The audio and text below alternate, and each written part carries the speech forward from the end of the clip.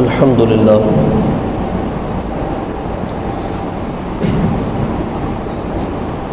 الحمد للہ وکفا وسلام علی عبادہ الذین اصطفى،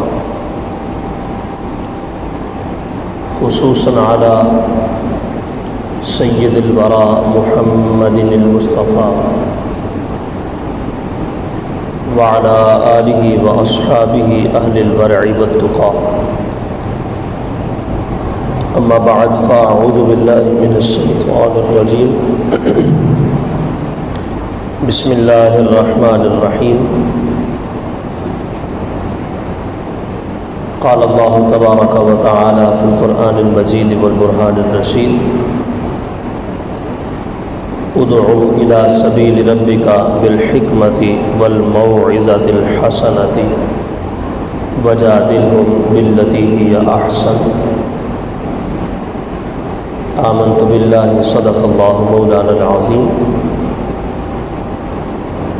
ان اللہ وملائکتہ یصلون علی النبی یا ایہا الذین آمنوا صلوا علیہ وسلموا تسلیما۔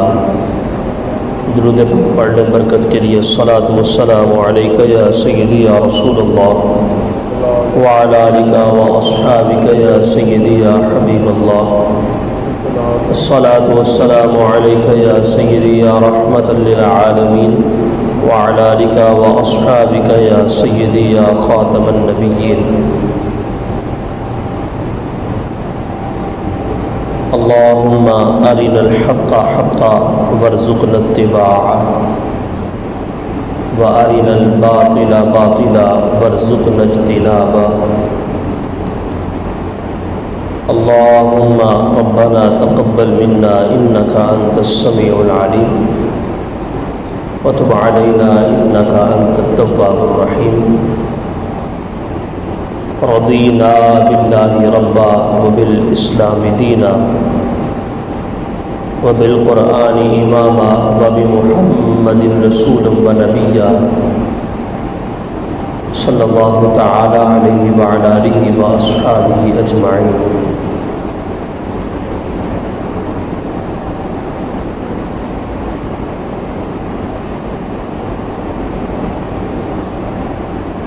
تمام تر تعریف اور صفت و ثنا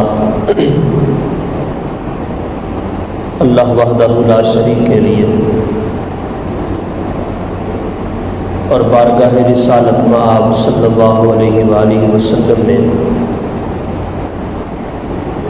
بے شمار درود و سلام کے تحائف ہدیہ پیش کرنے کے بعد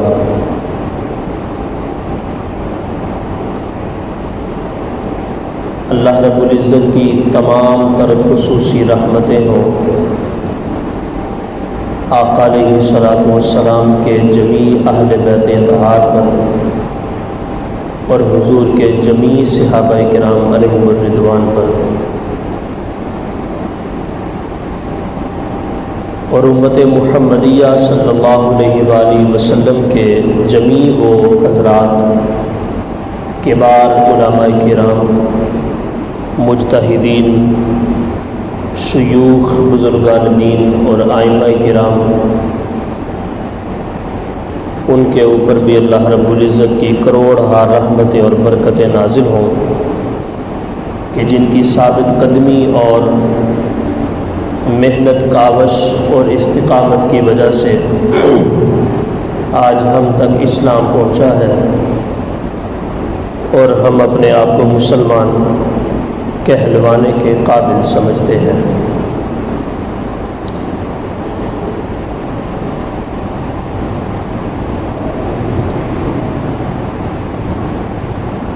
محرم الحرام شریف اپنی اختتامی مراحل کی طرف گامزن ہے۔ آج کے جمعۃ المبارک کی اس خصوصی نشست میں کچھ حقائق آپ کی خدمت میں سماعتوں کی نظر کرنا چاہتا ہوں۔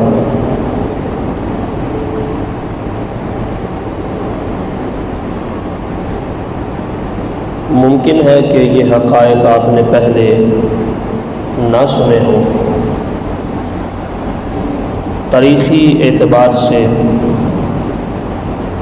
اس چیز کو بیان کرنے کی جسارت کر رہا ہوں کہ 61 ہجری میں ایران کے علاقہ میدان کربلا کے اندر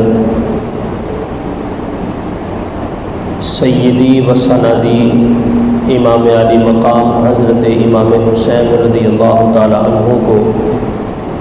شہید کرنے کی مین وجہ کیا تھی، تاریخی پس منظر کیا ہے، یہ پراپوگنڈا، یہ دھوکہ، فراڈ اور یہ خباثت کہاں سے شروع ہوئی اور کہاں تک چلتی گئی۔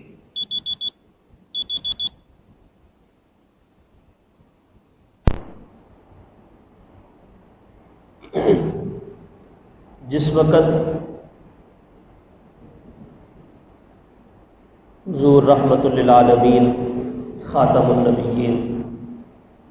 احمد مجتبیٰ جناب محمد مصطفیٰ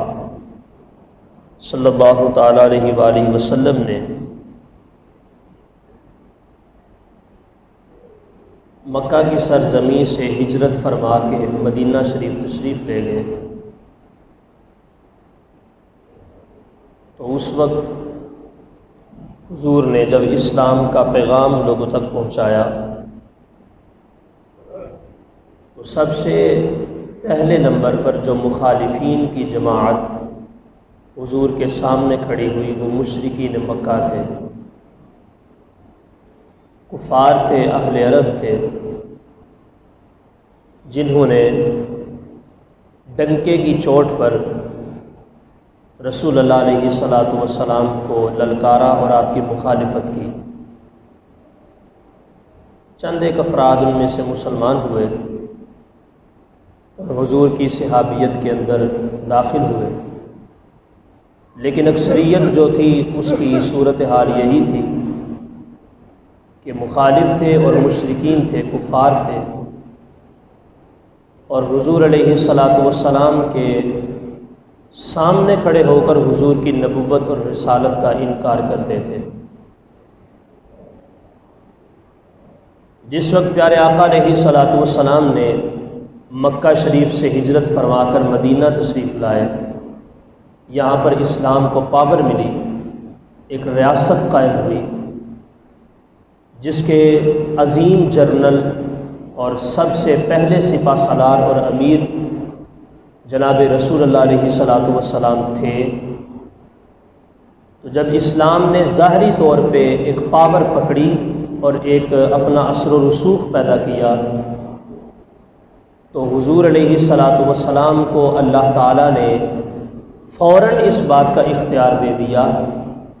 کہ اب مشرکین مکہ میں سے جو آپ کی حمایت کرے گا وہی بچے گا، اور جو آپ کی خلاف ورزی کرے گا اس کے ساتھ یا تو قتال کیا جائے گا یا پھر اس کو ملک سے نکال دیا جائے گا۔ اسی کے ضمن میں سن 9 ہجری میں فتح مکہ کے بعد سورہ توبہ شریف کی پہلی آیات نازل ہوتی ہیں، اور قرآن پاک میں سے 114 صورتوں میں سے واحد سورت توبہ ہے۔ پارہ نمبر 10 سے لے کر 11 تک اس کا دورانیہ ہے۔ واحد یہ ایک صورت ہے، باقی جو 113 ہیں ان سے پہلے اللہ رب العزت نے اپنی صفت رحمانیت اور صفت رحیمیت کا ذکر کیا اور بسم اللہ شریف کے ساتھ ان کا آغاز کیا، لیکن سورہ توبہ 114 صورتوں میں سے واحد ایسی صورت ہے کہ جس کے ساتھ اللہ نے بسم اللہ کو نازل نہیں فرمایا۔ اور حضرت سیدنا شیر خدا مولا مرتضیٰ رضی اللہ تعالیٰ عنہ ارشاد فرماتے ہیں کہ اس سورت کی ابتدا کے اندر جو بسم اللہ شریف موجود نہیں ہے اور اس کے ساتھ رب نے بسم اللہ کو نازل نہیں فرمایا، اس کی وجہ یہ ہے کہ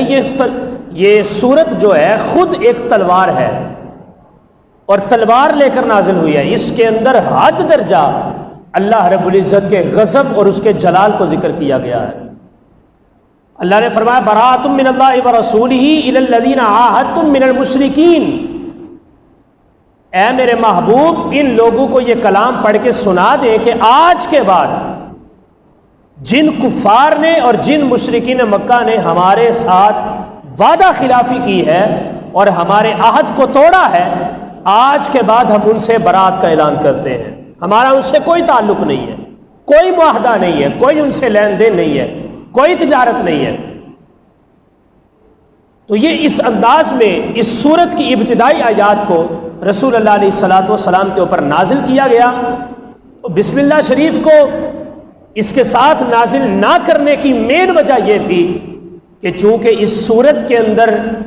انسانیت میں سے ایک خاص طبقے کے لیے رب نے اپنے غضب اور جلال کا اعلان کرنا تھا، اس لیے رب نے اپنی صفت رحمان اور صفت رحیم کو اس سے دور رکھا کہ اب چونکہ اسلام ان ادوار تک پہنچ چکا ہے کہ جب یہ پاور پکڑ چکا ہے اور اب اسلام کی بات ہی ہر طرف ہونی چاہیے اور ہر لحاظ سے اسلام کو تسلیم کیا جانا چاہیے، اب اس کے بعد اگر کوئی اسلام کے ساتھ اور شاعرین اسلام کے ساتھ، داعیان اسلام کے ساتھ، ان میں سے خصوصی طور پر جناب رسول اللہ علیہ الصلوۃ والسلام کے ساتھ جب کوئی عہد کی خلاف ورزی کرے گا اور ان کے ساتھ معاہدے کو توڑے گا تو اب اس کے اوپر کسی بھی درجہ کا کوئی رحم نہیں کیا جائے گا۔ اس کے لیے دو حکم ہے، یا تو وہ اسلام کا قبول کر کے کلمہ پڑھ کے مسلمان ہو جائے یا پھر اسے قتل کیا جائے گا، اور تیسرا رستہ ایک نکل سکتا ہے کہ وہ اس شہر کو، اس ریاست کو چھوڑ کے کہیں اور چلا جائے اور جا کر اپنے گزر اوقات کسی اور اعتبار سے کرنا شروع کر دے، ہمارا اس سے کوئی تعلق نہیں ہے۔ نبی کریم علیہ الصلوۃ والسلام حج کا یہ موسم تھا، حجۃ الوداع، اور جناب سیدنا صدیق اکبر رضی اللہ تعالیٰ عنہ کو حضور نے حج کے سفر کا امیر مقرر کیا، اور حضرت سیدنا مولا مرتضیٰ کو اس بات کا حکم ارشاد فرمایا کہ اے علی المرتضیٰ، جب حاجی لوگ میدان حج کے اندر اکٹھے ہو جائیں گے تو آپ نے ان کو یہ قرآن کی آیات پڑھ کے سنانی ہے۔ حضرت مولا مرتضیٰ نے اس کو تسلیم کیا، جناب صدیق اکبر وہاں پر پہنچے، جب سارے لوگ امام اور رہنما سپہ سالار یہاں پر حضور نے حضرت صدیق اکبر کو بنا کر بھیجا اور پیچھے تقریر کرنے کے لیے اور حضور کے پیغام کو پہنچانے کے لیے جناب مولا مرتضیٰ کو بھیجا، یہ بین دلیل ہے اس بات کی کہ خلافت راشدہ کے اوپر سب سے پہلے نمبر پر جو ہے صرف اور صرف حضرت ابوبکر صدیق کا حق ہے، اس کے اوپر جناب مولا مرتضیٰ کا پہلے نمبر پر حق نہیں ہے۔ یہ جو شور ڈالا جاتا ہے کہ حضرت مولا مرتضیٰ پہلے خلیفہ تھے اور معاذ اللہ آپ کی خلافت کو چھیننے کی کوشش کی گئی، یہ واقعہ اور یہ نظریہ اس بات کا اعلان کر رہا ہے امام اور سپہ سالار ان حاجیوں کا کہ جو میدان حج میں حج اکبر، قرآن نے اس کو ذکر فرمایا اپنی آیات مبارکہ کے اندر، حج اکبر تھا یہ، چونکہ جمعۃ المبارک کا دن تھا، اور یہ حج وداع بھی تھا، حجۃ الوداع تھا، آخری حج تھا جو حضور علیہ الصلوۃ والسلام نے فرمایا فرضی حج جو ہے۔ تو اس دوران امامت جو ہے رسول اللہ علیہ الصلوۃ والسلام نے سپہ سالاری حضرت صدیق اکبر کو عطا فرمائی، اور پیچھے قرآن اور سنت کا پیغام لوگوں کو سنانے کے لیے ایز اے ٹیچر اور ایز اے استاد، ایز اے میسنجر اور پیغمبر اگر رسول اللہ علیہ الصلوۃ والسلام نے اپنی طرف سے کسی کو مبعوث فرمایا تو وہ جناب مولا مرتضیٰ شیر خدا رضی اللہ تعالیٰ عنہ تھے۔ اور یہ میں نے پہلے ذکر کر دیا کہ یہ واقعہ اس بات کے اوپر دلالت کرتا ہے کہ خلافت کے بلا فصل سب سے پہلے نمبر پر حقدار جو تھے وہ حضرت سیدنا ابوبکر صدیق رضی اللہ تعالیٰ عنہ تھے۔ حضرت مولا مرتضیٰ رضی اللہ تعالیٰ عنہ کا خلافت راشدہ کے اندر بلا فصل ہونے کے اعتبار سے پہلے نمبر پر خلافت کا حق نہیں ہے۔ خیر، آپ نے جا کر وہ قرآن کی یاد سورہ توبہ کی پڑھ کے سنائی، کفار نے ان کے ساتھ کچھ عجیب و غریب قسم کی، سخت قسم کی باتیں کی۔ آپ نے فرمایا کہ تم اب اس کے بارے میں کیا کہتے ہو؟ انہوں نے کہا جا کے محمد کو کہہ دو صلی اللہ علیہ وسلم کہ ہمارا تم سے آج کے بعد کوئی معاہدہ نہیں ہے، ہم تمہارے ساتھ یا تو جنگ کریں گے، مقابلہ کریں گے، یا تمہیں قتل کر دیں گے یا خود قتل ہو جائیں گے، ہمارا تمہارے ساتھ کسی قسم کا کوئی معاہدہ نہیں ہے، چونکہ ہم نہ تمہیں نبی تسلیم کریں گے نہ تمہیں اللہ کا رسول تسلیم کریں گے، نبوت اور رسالت ہم تمہاری تسلیم نہیں کرتے، لہٰذا آج کے بعد ان تمہارے قرآن کی آیات کی روشنی کے اندر ہمارے اور تمہارے سارے معاہدے ختم ہوتے ہیں، آج کے بعد ہم دونوں کا آپس میں مقابلہ ہوگا اور جنگ و جدال ہوگا۔ تو یہ اس طرح سے یہ مشرکین مکہ کے لیے خاص پیغام اللہ رب العزت نے سورہ توبہ شریف کی پہلی آیات کے اندر جو ہے سن 9 ہجری کے اندر حضور کے اوپر نازل کر کے اس بات کا واضح پیغام دے دیا کہ قیامت تک امت مسلمہ اس بات کو ملحوظ خاطر رکھے، تمہاری پاکستان کی ریاست ہو، ہندوستان کی ریاست ہو، بنگلہ دیش کا علاقہ ہو، جس ملک کے اندر مسلمان موجود ہیں ان مسلمانوں کا کسی بھی کافر کے ساتھ اور کسی بھی منکر اسلام کے ساتھ کسی قسم کا کوئی معاہدہ نہیں ہے۔ ہاں اگر کفار کے ساتھ کوئی معاہدہ ہے تو وہ صرف اس انداز میں ہے کہ یا تو ہمارے اسلام کو قبول کرو، کلمہ پڑھ کے مسلمان ہو جاؤ، یا پھر ہم تمہارے ساتھ برملا منظر عام کے اوپر انٹرنیشنل لیول کے اوپر ہم تمہاری مخالفت کریں گے، ہماری تمہارے ساتھ کسی قسم کی کوئی دوستی نہیں ہے، نہ ہمارا تمہارے ساتھ کوئی تعلق ہے۔ یہ پیغام قرآن نے رہتی دنیا تک صبح قیامت تک اس کو واضح کیا، لہٰذا آج ہر مسلمان کو اس کے اوپر عمل کرنے کی اشد ضرورت ہے اور اسے سمجھنا چاہیے کہ اسلام کا بھی کوئی معیار ہے، اسلام کا بھی کوئی مرتبہ ہے اور اسلام کا بھی کوئی مقام ہے۔ خیر میں بات یہ کر رہا تھا کہ سب سے پہلے ریاست مدینہ کے اندر مسلمانوں کے مقابلے کے اندر عہد نبوت رسالت میں آپ صلی اللہ علیہ وسلم میں ظاہری طور پہ مسلمانوں کے مخالف جو جماعت تھی وہ مشرکین مکہ تھے، وہ کفار تھے۔ اس کے علاوہ کوئی جماعت ایسی نہیں تھی کہ جس نے مسلمانوں کے ساتھ انٹرنیشنل لیول کے اوپر اور ببانگ دل اعلان کر کے مسلمانوں کے ساتھ خلافی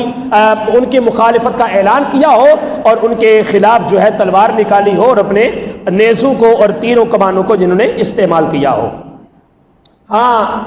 یہود تھے، ان کے ساتھ بھی حضور علیہ الصلوۃ والسلام جب مدینہ تشریف لائے، 3 ان کے قبیلے تھے، بنو زیر، بنو قریظہ، اور یہ 3 جو قبائل تھے یہود کے جو یہاں پر آ کر مدینہ شریف کے اندر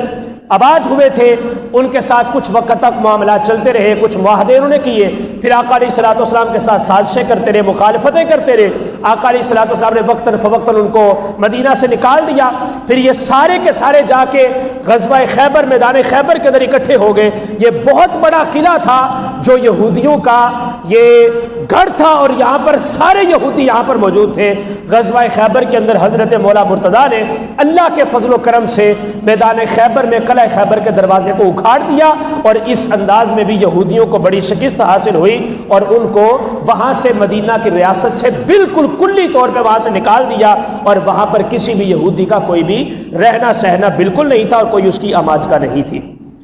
ہاں مشرکین تھے تو ان کی مخالفت اسلام کے ساتھ چلتی رہی۔ 10 ہجری میں آقا علیہ الصلوۃ والسلام کا جب ظاہری طور پہ وصال ہوا، حضور نے پردہ شریف فرمایا، تو سارے صحابہ کرام نے متفقہ فیصلہ کر کے حضرت صدیق اکبر کو خلیفہ مقرر کر دیا، آپ امیر المومنین بنے، خلافت پر آپ جلوہ فروز ہوئے۔ اب جس وقت آپ خلافت پہ آئے تو وہی جو یہودیوں کی روش تھی کہ اسلام کو ہم تسلیم نہیں کرتے، ہمارا ایک اپنا مذہب ہے، ہماری ایک اپنی پرسنالٹی ہے، ہمارا ایک اپنا مرتبہ ہے، چونکہ یہودیوں کا یہ خیال ہے کہ پوری کرۂ ارضی کے اوپر ماں سوائے ان کے اللہ نے کسی کو بھی کوئی اختیار نہیں عطا کیا۔ بادشاہت ان کی ہے، امارت ان کی ہے، حکومت ان کی ہے، سلسلہ ان کا ہے، روب دبدبہ ان کا ہے، ساری ریاست ان کی ہے، یہ ان کا خیال ہے۔ بلکہ یہاں تک کہ وہ صرف اور صرف اپنے علاوہ وہ خود کو صرف انسان سمجھتے ہیں، باقی جتنے بھی کرۂ ارضی کے اوپر انسان موجود ہیں، چاہے وہ کافر ہے، وہ عیسائی ہے، وہ مسلمان ہے، وہ بدھ مت ہے، وہ ہندو ہے، مشرک ہے، کوئی بھی ہے، وہ کسی بھی انسان کو انسان نہیں سمجھتے، بلکہ وہ انسانیت کے لبادے کے اندر انسان نما حیوان اور جانور سمجھتے ہیں۔ یہ یہودیوں کا شیوا ہے اور یہ ان کا ایک خیال ہے۔ انہوں نے سب سے پہلے نمبر پر حضرت صدیق اکبر کے ساتھ جو معاملہ انہوں نے اپنایا، پہلا تو معاملہ یہ ہوا کہ آپ کے دور خلافت کے اندر نبوت کے دعوے ہونا شروع ہو گئے، بلکہ وہ تو رسالت محمدی صلی اللہ علیہ وسلم کے زمانہ مبارک ظاہری زمانے کے اندر ہی 3 افراد ایسے تھے کہ جنہوں نے اپنے آپ کو جھوٹا مدعی نبوت ثابت کر دیا اور اعلان کر دیا۔ ان میں ایک مسیلمہ کذاب تھا، اور ایک کا نام اسود انسی تھا، اور ایک کا نام ایک خاتون تھی جس کا نام سجاح بنت حارث تھا۔ یہ ختم نبوت کا انشاءاللہ اگلا جمعہ پڑھائیں گے، اس کے اندر میں ان کی ڈیٹیل کو ذکر کروں گا۔ ہاں یہاں پر صرف میں ان کا تھوڑا تھوڑا تعارف ذکر کر دیتا ہوں۔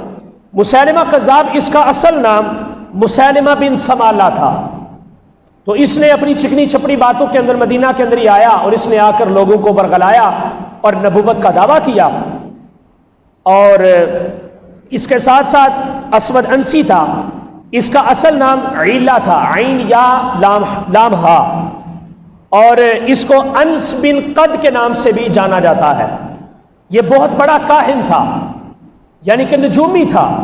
اور یہ لوگوں کی تقدیریں لوگوں کو بتایا کرتا تھا۔ اپنے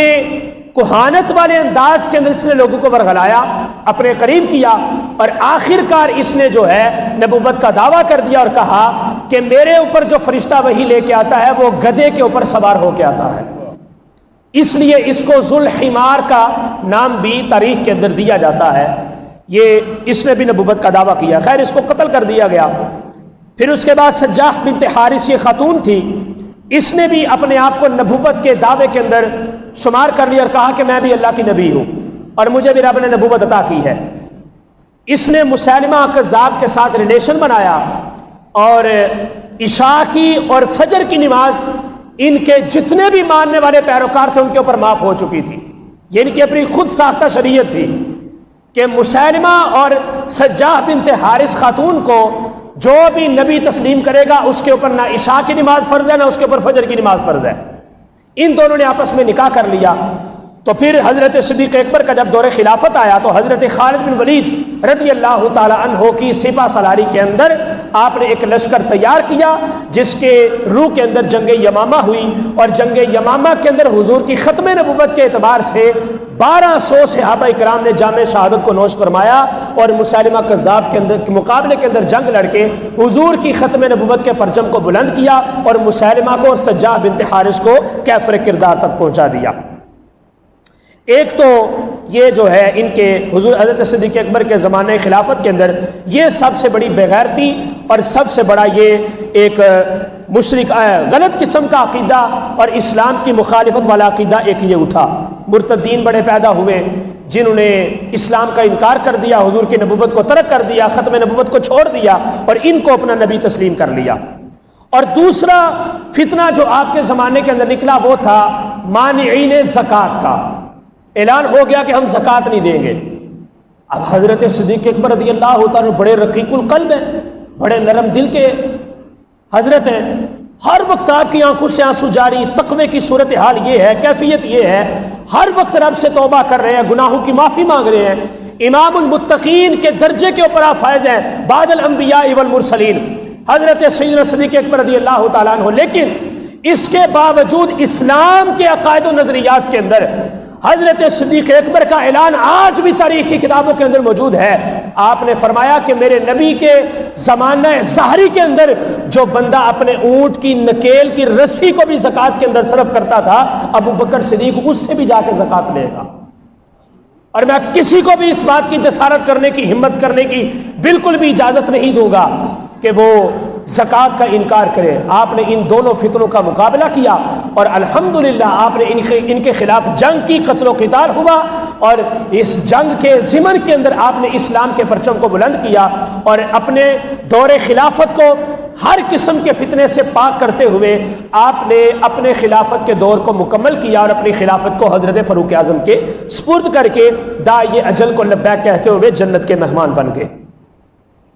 اس کے بعد یہ تقریباً 2.5 سال،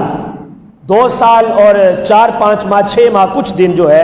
یہ حضرت صدیق اکبر کی خلافت کا وقت ہے۔ اس کے بعد حضرت سیدنا فاروق اعظم رضی اللہ تعالی عنہ کا دور خلافت آتا ہے۔ اب آپ کے دور خلافت کے اندر 2 سپر پاوریں تھیں، 2 بلکہ 3 تھیں، لیکن ان تینوں میں سے 2 جو تھیں یہ سب سے ہائی لیول کے اوپر موجود تھیں۔ ایک جو تھے وہ عیسائی تھے اور عیسائیوں نے زمانہ نبوت ظاہری کے اندر جو ہے نبی کریم علیہ الصلوۃ والسلام کی نبوت کو تسلیم کیا تھا، جس طرح کہ وہ آپ نے پڑھا ہوا ہے کہ حبشہ کے اندر نجاشی جو غلام تھا، اسمحہ اس کا جو بادشاہ تھا، اسمحہ اس کا اصل نام تھا، اس نے جو ہجرت کر کے مدینہ مکہ سے لوگ جو حبشہ گئے تھے، حضرت جعفر طیار رضی اللہ تعالیٰ عنہ، حضرت عثمان غنی اور حضرت رقیہ سلام اللہ علیہا رضی اللہ تعالیٰ عنہا، حضور کی صاحبزادی مبارکہ، یہ جو ہجرت کر کے حبشہ گئے، وہاں پر نجاشی نے ان کو جو ہے اپنے پاس رکھا، ان کو جگہ دی، پھر حضور علیہ الصلوۃ والسلام کی نبوت کا جو ہے انہوں نے اس کو سر تسلیم خم کیا، اگرچہ کلمہ پڑھ کے مسلمان نہ ہوئے، لیکن ایک وقت ایسا بھی آیا کہ آپ نے اسلام کو قبول کیا، اور آقا علیہ الصلوۃ والسلام نے یہ واحد عیسائی بادشاہ تھے جنہوں نے اسلام کو قبول کیا، تو آقا علیہ الصلوۃ والسلام نے ان کی نماز جنازہ بھی خود پڑھائی، اور حضور علیہ الصلوۃ والسلام نے ان کے لیے دعا مغفرت بھی فرمائی۔ ایک سپر پاور یہ عیسائی تھے۔ دوسرے نمبر پر سلطنت روم تھی، اور ان کا جو سرغنہ ہوتا تھا، جو بادشاہ ہوتا تھا، اس کو قیصر روم کہا جاتا تھا، اور اس وقت جو تھا وہ ہرقل تھا، ہرقل اس کا نام تھا، قیصر روم، جو دور فاروقی کے اندر تھا۔ اور دوسری جو سلطنت تھی وہ ایرانی سلطنت تھی، اس کا جو سپہ سالار تھا وہ خسرو پرویز تھا۔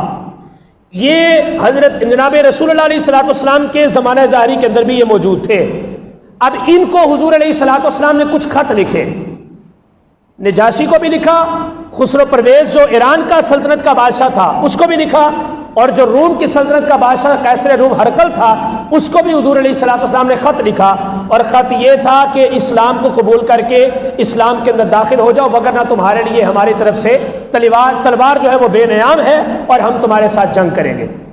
ان تینوں میں سے ہرقل جو تھا رومی سلطنت کا جو بادشاہ تھا، اس نے آپ کے خط مبارک کو پڑھا اور چھوڑ دیا، کوئی مزاحمت نہیں کی، خاموشی اختیار کر لی، سر جھکا لیا، اس نے کہا دیکھی جائے گی۔ جو نجاشی تھا اس نے تو تسلیم کر لیا، مسلمان ہو گیا، اور حضور نے اس کا جنازہ بھی پڑھایا۔ اور جو تیسری سلطنت تھی، جو عظیم سپر پاور سلطنت تھی، ایرانی سلطنت، جس کا بادشاہ خسرو پرویز تھا، اس نے اتنی حقارت کا مظاہرہ کیا کہ حضور علیہ الصلوۃ والسلام کے مبارک خط کو پھاڑ دیا اور ٹکڑوں کے اندر تقسیم کر کے اس کو پھینک دیا۔ اتنی حقارت اور ظالمانہ رویہ آقا علیہ الصلوۃ والسلام کے تحریر کردہ اس خط کے ساتھ اس نے اپنایا۔ اب یہ پیغام حضور تک پہنچا کہ حضور اس نے ایسا کیا ہے، میرے آقا علیہ الصلوۃ والسلام کی زبان مبارک سے یہ الفاظ نکلے، آپ نے فرمایا اس نے میرے خط کو ٹکڑے نہیں کیا بلکہ اس نے اپنی سلطنت کو ٹکڑے کر دیا ہے، اب اس کی سلطنت باقی نہیں رہ سکتی، ختم ہو جائے گی۔ اور وہ کیسے ختم ہوئی؟ حضرت سیدنا فاروق اعظم کے دور خلافت میں ایک اس کی فوج کا جرنیل تھا، خسرو پرویز کی فوج کا، اس کا نام تھا ہرجوزان۔ آپ نے یہ اعلان کر دیا تھا کہ یہ جہاں پر بھی تمہیں ملے اس کو پکڑ کے میرے پاس لے آؤ،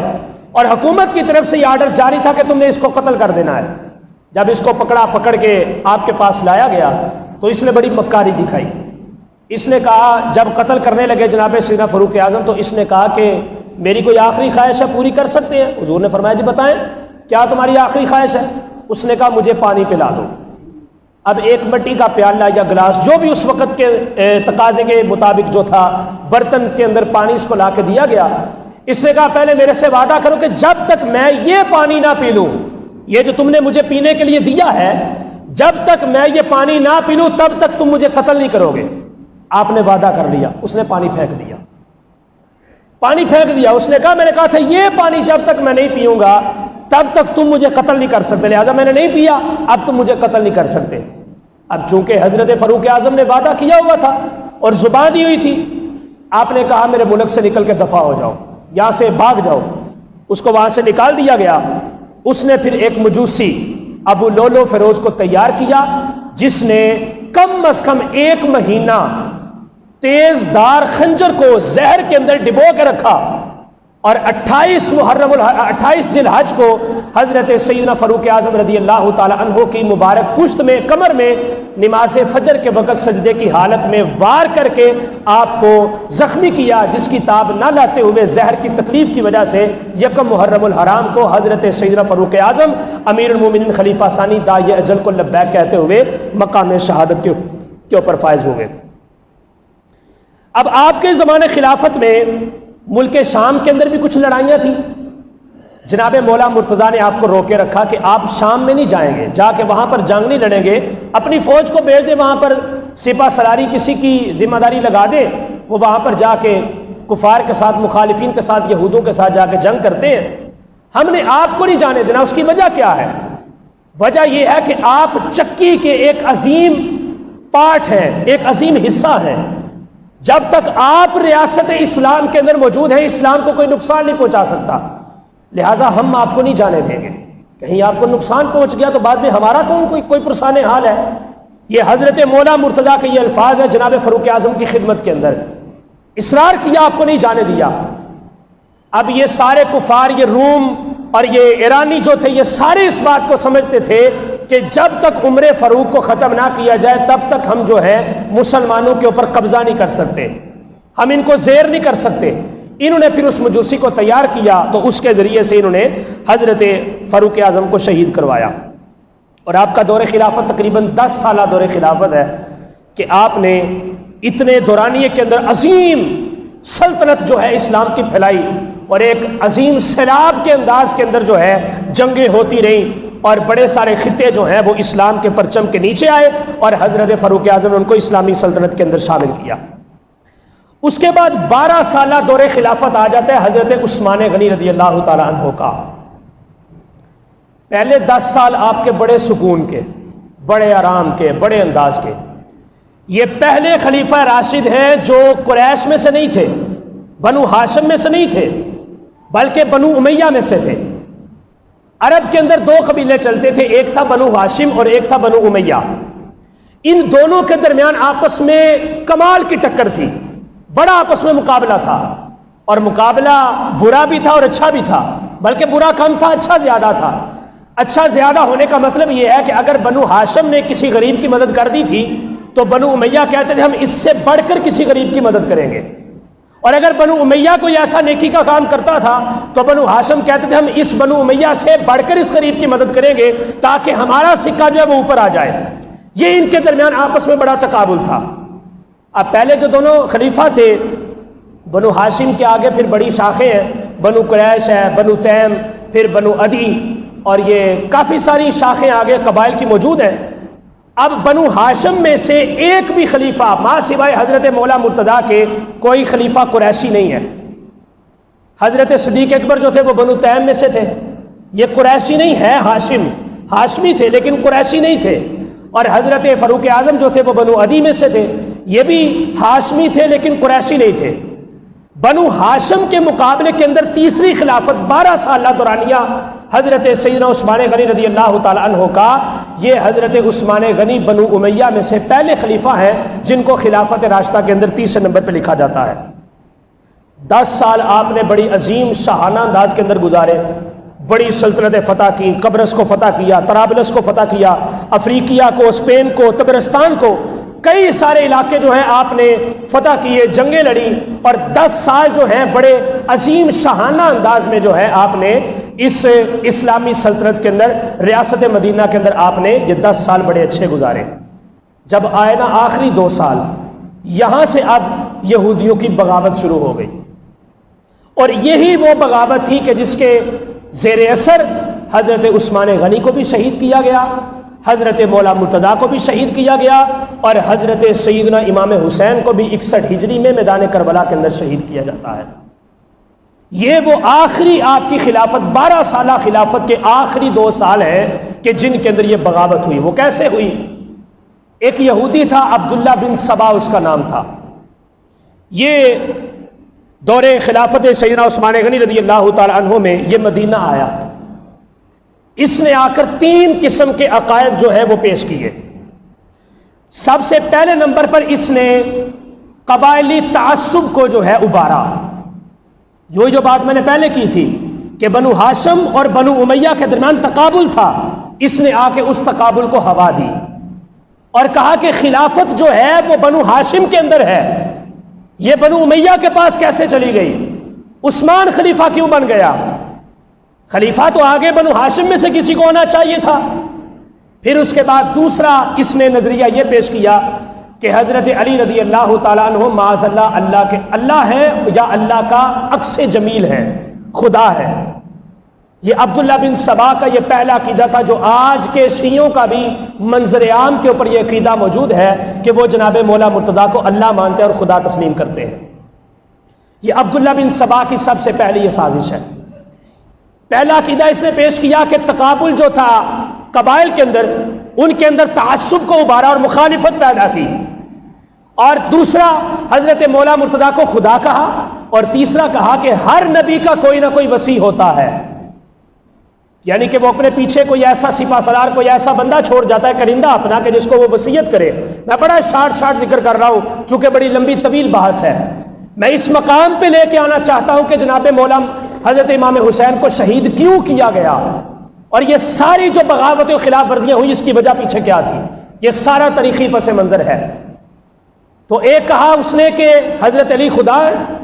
یا خدا کا اوتار یعنی کہ اللہ کا عکس جمیل ہے، اور دوسرا کہا کہ قبائل کے اندر تعصب کو پیدا کیا، عصبیت کو بھڑکایا، اور تیسرا کہا کہ حضرت مولا مرتضیٰ جو ہیں یہ جناب رسول اللہ علیہ الصلوۃ والسلام کے وصی ہیں، ان کے وصیت شدہ یہ صحابی ہیں، لہذا خلافت کا پہلا حق ان کا بنتا تھا، ابو بکر صدیق کا نہیں بنتا تھا۔ یہ تین نظریات اس نے پھیلائے، اور بعض شیعوں نے یہ بھی کہا کہ عبداللہ بن سبا صرف ایک خیالی سا بندہ ہے، کوئی انسان موجود نہیں تھا اس دنیا کے اندر، لیکن ان کی ایک بہت مایہ ناز اور مشہور تفسیر ہے رجال کشی، اس کے اندر یہ لکھا گیا ہے کہ عبداللہ بن سبا واقعتاً ایک یہودی تھا، اور اس کو حضرت مولا مرتضیٰ نے اس ظلم اور اس جرم کی پیداش کے اندر کہ تم نے مجھے اللہ بنا دیا ہے اور خدا کے ساتھ تم نے مجھے مماثل کر دیا ہے، اس لیے حضرت مولا مرتضیٰ نے ایک روایت کے مطابق تو یہ ہے کہ اس کو اپنے وطن سے نکال دیا تھا، اور دوسرا یہ ہے کہ آپ نے آگ لگا کے اس کو زندہ جلوا دیا تھا، ختم کروا دیا تھا اسے عبداللہ بن سبا کو، لیکن اس کی فکر قائم رہی۔ اس نے مدینہ کے جوانوں کو ابھارا، حضرت عثمان غنی کو شہید کروایا، اس کے بعد یہ سارے جتنے بھی سبائی تھے، یہودی تھے، یہ سارے آگے جناب مولا مرتضیٰ کے گرد، اور کہا کہ اب آپ خلافت میں، اب آپ کا حق ہے۔ آپ نے فرمایا میں خلیفہ نہیں بننا چاہتا، مجھے خلافت کی ضرورت نہیں ہے۔ انہوں نے کہا جی آپ کے علاوہ کون خلیفہ ہو سکتا ہے؟ آپ نے فرمایا تمہیں کسی نے بھی حق نہیں دیا کہ تم مجھے خلیفہ تسلیم کرو، یہ حق ہے یا تو عشرہ مبشرہ صحابہ اکرام کا جن کو حضور نے ان کی زندگی کے اندر جنت کی بشارت دی، یا پھر یہ حق ہے میدان بدر کے مجاہدین کا۔ جب تک مجھے بدر کے مجاہدین تسلیم نہیں کریں گے یا عشرہ مبشرہ مجھے اس بات کے اوپر تسلیم نہیں کریں گے تب تک میں خلافت کو قبول نہیں کروں گا۔ اب پھر جب انہوں نے بھی اپنی رائے کو پیش کر دیا کہ آپ کے علاوہ ہمیں اب کوئی بندہ ایسا نظر نہیں آتا کہ جو حضور کے قریب سب سے زیادہ رہا ہو سارے صحابہ میں سے، یا جس کے اوپر حضور کی سب سے زیادہ، باقی تین خلفاء کے بعد سب سے زیادہ جس کے اوپر حضور کی کرم نوازیاں ہوں، لہٰذا ہم آپ کو خلیفہ تسلیم کرتے ہیں، آج کے بعد خلافت آپ کا حصہ ہے۔ پھر مولا مرتضیٰ نے خلافت کو تسلیم کیا۔ اب جب آپ نے خلافت کو تسلیم کیا تو یہ تین صحابہ عشرہ مبشرہ میں سے تین صحابہ رہ گئے تھے، ان میں ایک حضرت زبیر اور دوسرے حضرت طلحہ اور تیسرے حضرت سیدنا مولا مرتضیٰ شیر خدا رضی اللہ تعالیٰ عنہ۔ یہ عشرہ مبشرہ صحابہ میں سے یہ تین صحابہ رہ گئے تھے، باقی سارے صحابہ شہید ہو چکے تھے یا ان کا وصال ہو چکا تھا۔ حضرت مولا مرتضیٰ خلافت پہ آئے تو آپ نے ایک قدم اٹھایا۔ قدم یہ تھا کہ آپ جب تک حضرت عثمان غنی کی خلافت رہی تب تک دارالحکومت جو تھا وہ مدینہ شریف تھا، لیکن جب مولا مرتضیٰ منصب خلافت پہ آئے تو آپ نے اپنے دارالخلافت کو چینج کیا اور آپ اس کو اٹھا کے کوفہ میں لے گئے، اپنے تخت کو اٹھایا تو کوفہ میں اس کو منتقل کر دیا۔ اس کی دو وجوہات تاریخ کے اندر ذکر ہے، یہ غالب رائے ہے، اس کے اندر کوئی حتمی فیصلہ نہیں ہے۔ پہلی وجہ یہ تھی کہ حضرت امیر معاویہ رضی اللہ تعالیٰ دور صدیق اکبر سے اپنے بھائی حضرت یزید بن سفیان رضی اللہ تعالیٰ عنہما ان کے زیر سایہ حضرت سیدنا امیر معاویہ ان کی نگرانی کے اندر ملک شام کے امیر مقرر کیے گئے تھے۔ یہ دور سیدنا صدیق اکبر کی بات ہے، حضرت صدیق اکبر نے ان کو ملک شام کا امیر مقرر کیا تھا۔ اب حکومت آپ کی ملک شام کے اندر تھی لیکن آپ کا دارالخلافہ دمشق تھا، ایک بات۔ اور دوسری بات یہ تھی کہ حضرت سیدنا مولا مرتضیٰ نے دیکھا کہ مدینہ شریف جو ہے یہ ایک صحرائی علاقہ ہے اور مصر بھی اس سے دور ہے، پھر جناب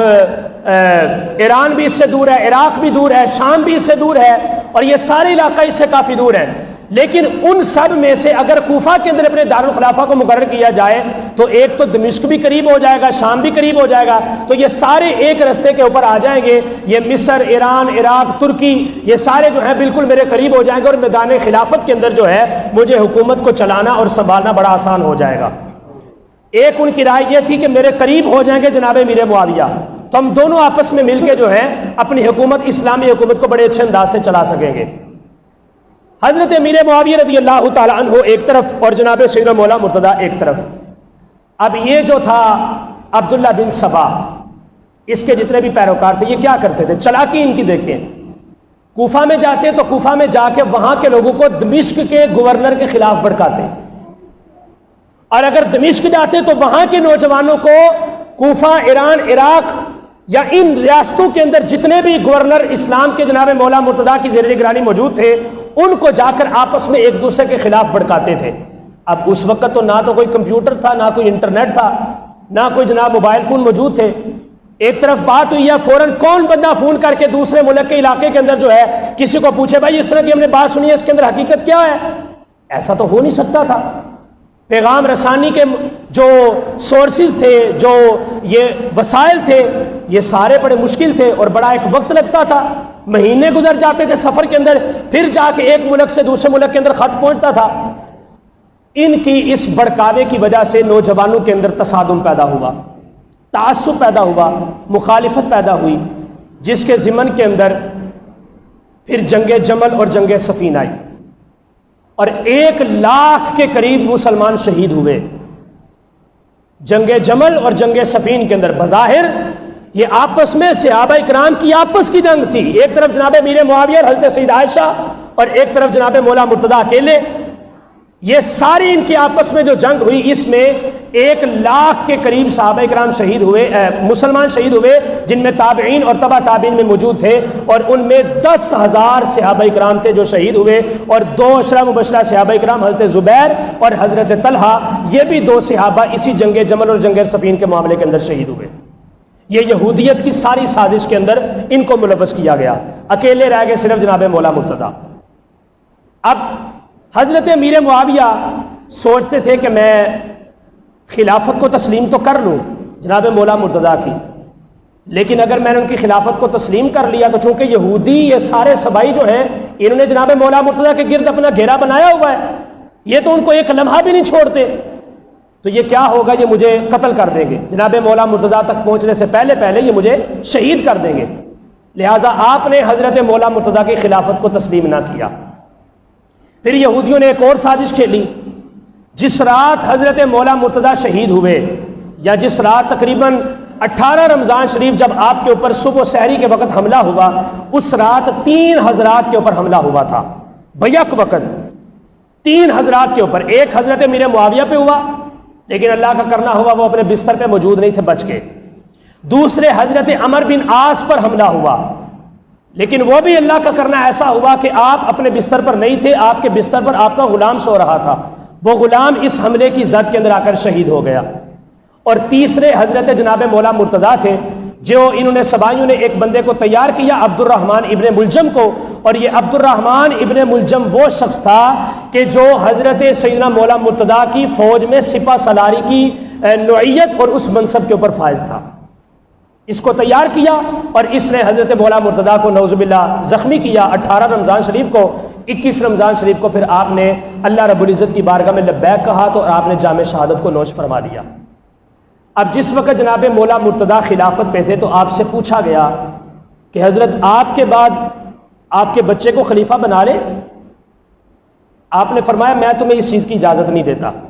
وَأَمْرُهُمْ شُورَىٰ بَيْنَهُمْ، یہ تمہارا آپس کا معاملہ ہے، مشاورت کرو، جو تمہیں اچھا لگتا تم اس کو اپنا خلیفہ اور امیر تسلیم کر لو۔ یہی سوال حضرت فاروق اعظم سے بھی پوچھا گیا تھا کہ آپ کے بعد ہم حضرت عبداللہ ابن عمر کو خلیفہ اپنا تسلیم کر لیں؟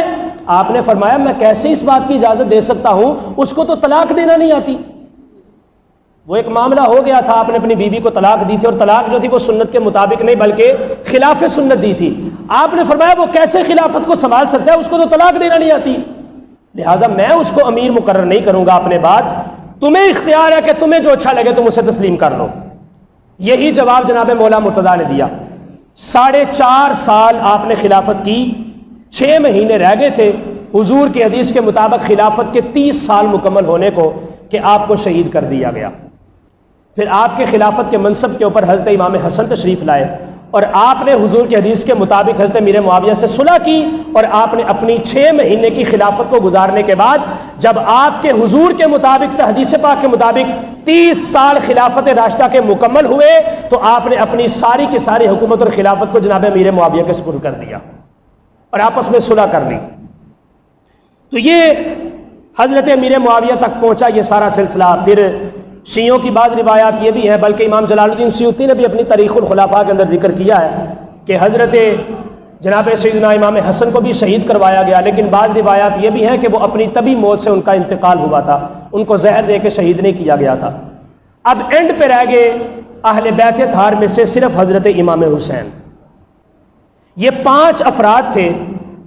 جنہوں نے جناب امیر معاویہ کی خلافت کو تسلیم تو کیا، ان کی حکومت کو تسلیم کیا، لیکن آپ کی بیعت نہیں کی۔ یہ 5 حضرات تھے۔ کون کون؟ ایک حضرت عبد الرحمن ابن ابو بکر جناب صدیق اکبر کے بڑے بیٹے، دوسرے حضرت عبداللہ ابن عمر جناب فاروق اعظم کے بیٹے، تیسرے حضرت عبداللہ ابن عباس حضرت عباس کے بیٹے، چوتھے نمبر پر حضرت عبداللہ ابن زبیر رضی اللہ تعالیٰ حضرت زبیر رضی اللہ تعالیٰ کے بیٹے، اور 5ویں نمبر پر شہزادہ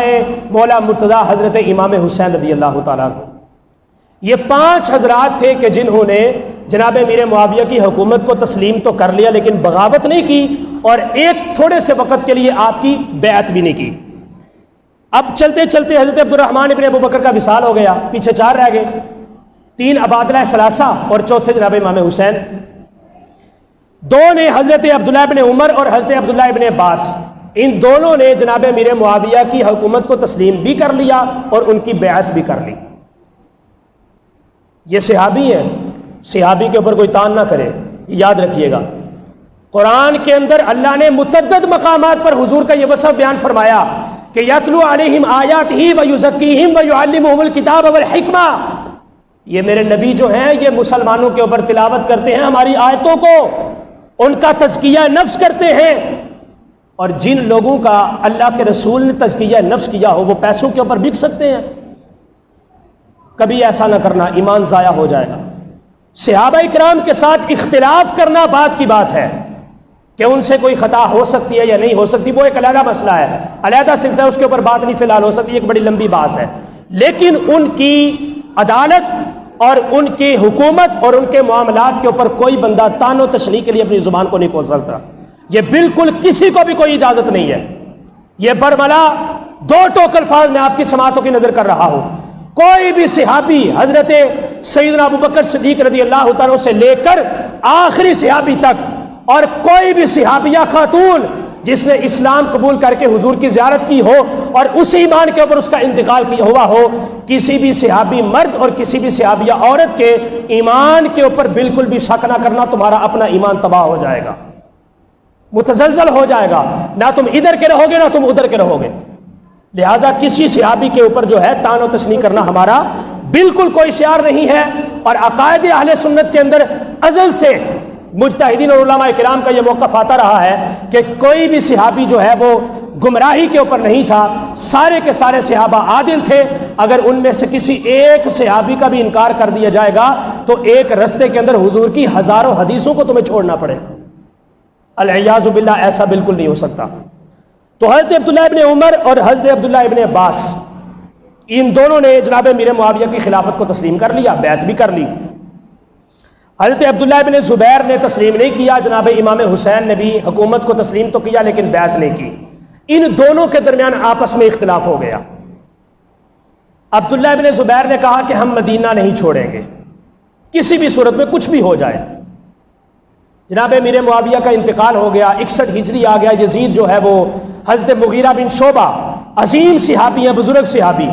آپ کے مشورے کے اوپر یزید کو جو ہے ولی عہد بنا دیا گیا اور یہ منصب خلافت پہ آ گیا۔ حضرت عبداللہ ابن زبیر نے کہا کہ ہم مدینہ نہیں چھوڑیں گے، لیکن جناب امام حسین مجبور ہو چکے تھے، چونکہ کوفہ سے خط بڑے آتے تھے،